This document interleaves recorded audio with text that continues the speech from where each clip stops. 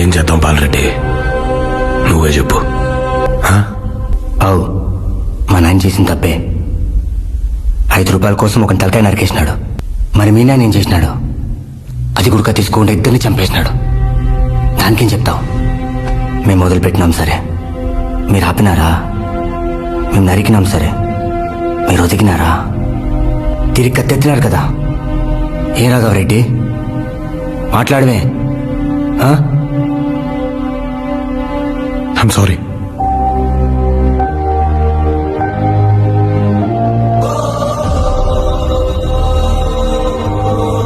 ఇక్కడ లేని మా నాయన తరఫున ఇక్కడికి రాని మీ నాయనకు క్షమాపణ చెప్తాండా. ఆ రోజు మీ నాయన తల నరికిన వెంటనే మా నాయన ఇలా కూర్చొని మాట్లాడుంటే ఈ 20 ఊళ్ళ బతుకు వేరుగా ఉండేది. కనీసం మన పిల్లలకైనా అవకాశం ఇద్దాం. ఇదంతా ముందే ఇంటికి మాట్లాడలేదు రాఘవరెడ్డి. పోయిన తూరి 2 బళ్ళు వేసుకొచ్చినావు బాలరెడ్డి, మాట్లాడినా. ఈ తూరి 4 బళ్ళు వేసుకొచ్చినావు, అందుకే కొట్టి మాట్లాడుతాండా. యుద్ధం చేసే సత్తా లేనోడికి శాంతడిగే హక్కు లేదు.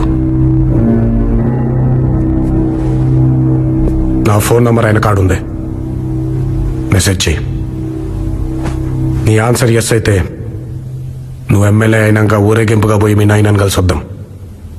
నో అయితే పూలెందల పూలంగళ్ళ కాడి నుంచి కడప కోటిరెడ్డి సర్కిల్ దాకా, కర్నూలు కొండారెడ్డి బుర్జి కాడి నుంచి అనంతపురం క్లాక్ టవర్ సెంటర్ దాకా, బళ్ళారి గనుల్లో దాంకున్న బెలగం పొనాల్లో పండుకున్నా వదలా, తరుముకుంటా వస్తా, తలకాయ కోస్తా.